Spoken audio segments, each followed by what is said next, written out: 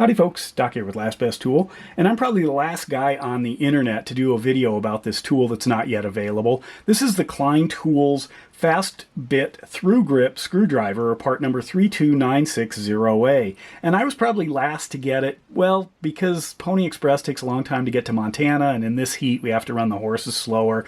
But anyway, here it is, got to use it, and that also gave me both an advantage and a disadvantage. The advantage is I got to watch the videos by people like Morgan's Maintenance and Project Pine Hills and Tools and Tactics to see what they were doing with it and what they thought. But that also meant the pressure was on me now to show you things about this that, well, they haven't been shown before. So I got to work. Here we go. Number one.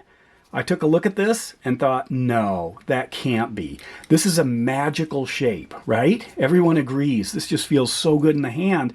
But I thought, that's not magic, that's science. Wait, that's not science, that's math.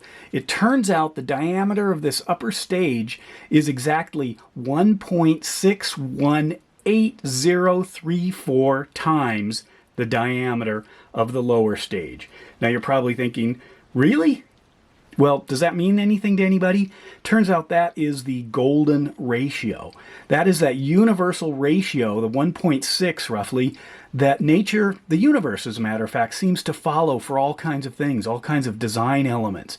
Now, you often see it in things like snail shells or palm fronds, things like that. However, the 1.6 ratio, the golden ratio, is actually the design of the human arm.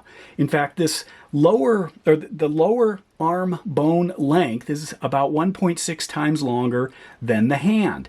And these bones here, basically, take this little bone at the tip of your finger, the next one down is 1.6 times longer. The next one down is 1.6 times longer. So that's how it can work on all of these different joints.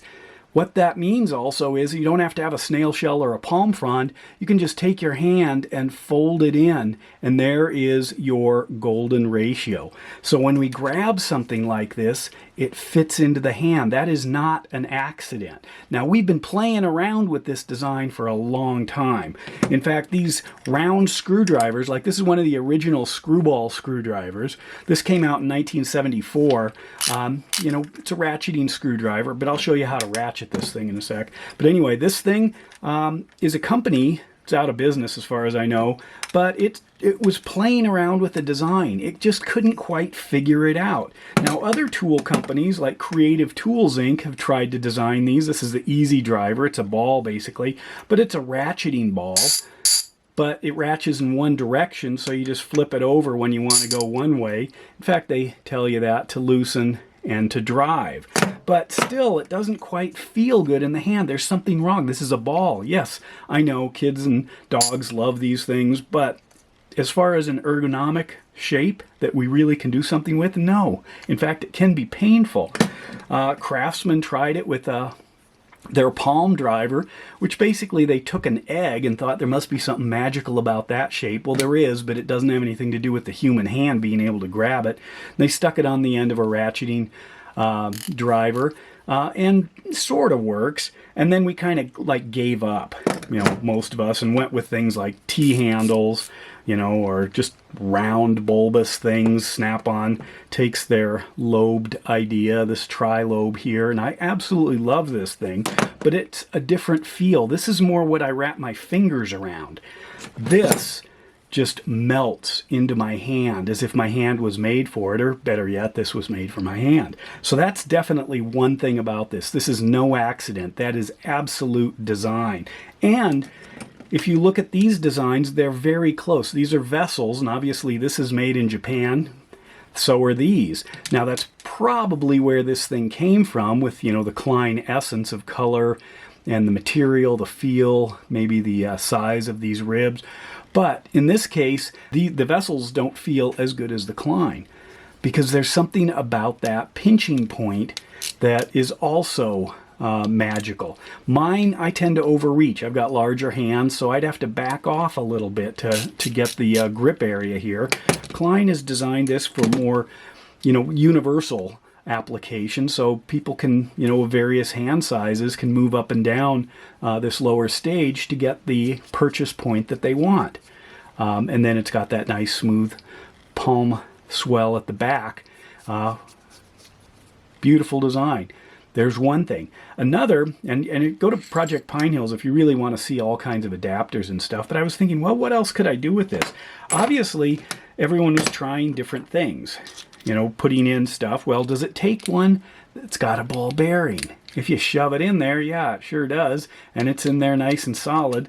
So that would, oh, there we go, that would allow you to, you know, leverage your other Klein ball bearing bits if you want that. Getting them out is a little bit rough. You have to pull, but you can. See, they come out.